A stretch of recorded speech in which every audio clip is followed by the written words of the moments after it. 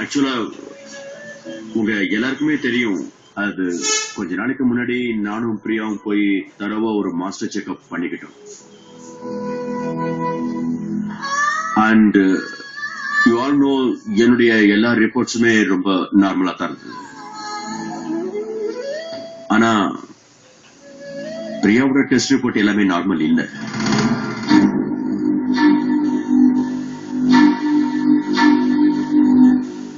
பிரியாவோட மேமோகிராஃபில ஒரு லம்ப் தெரிஞ்சது.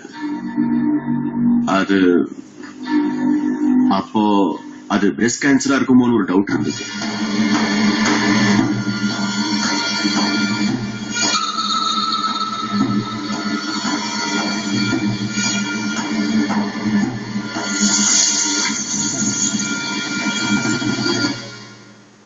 டாக்டர் எங்களை கூப்பிட்டு வச்சு உடனே பயாப்சி பண்ணணும்னு அட்வைஸ் பண்ணாரு.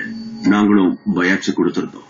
அப்புறம் 7 நாளைக்கு அப்புறம் இன்னைக்கு பயாப்சி ரிப்போர்ட் வந்தது. அதுல பிரியா இஸ் நார்மல், அவளுக்கு ஒண்ணு இல்லைன்னு வந்திருக்கு.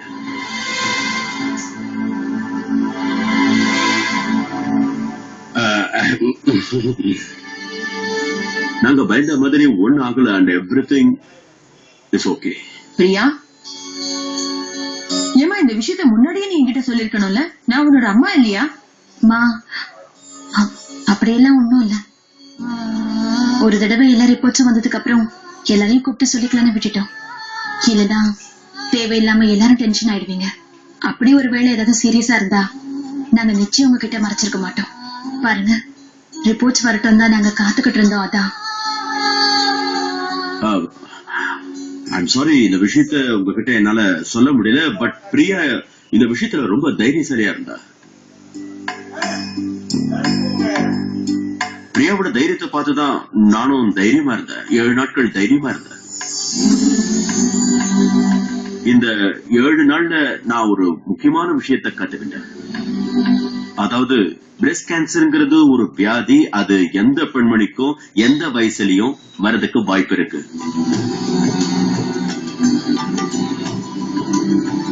அதனால நாங்க 2 பேரும் ஒன்னு டிசைட் பண்ணேன்.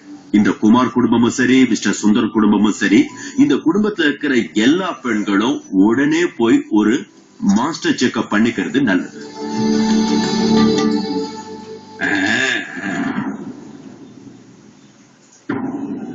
மிஸ்டர் குமார் ரொம்ப சரியா சொல்றாரு. Prevention is always better than cure. நாங்க ஆசைப்படுறதெல்லாம் ஒண்ணுதான்.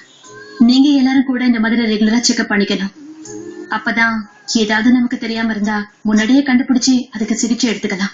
வீட்டுல இருக்க பெண்கள் எல்லாரும் அவங்க குடும்பத்துல இருக்க எல்லார பத்தியும் கவலைப்பட்டா மட்டும் போதாது. அவங்க எல்லாருமே தன்னோட ஹெல்த்த பத்தியும் கொஞ்சம் யோசிச்சு பாத்துக்கணும். இல்லையாமா? எனிவே, சமைச்சதெல்லாம் ஆறிக்கிட்டு இருக்கு. கொஞ்சம் சீக்கிரம் சாப்பிடலாமா?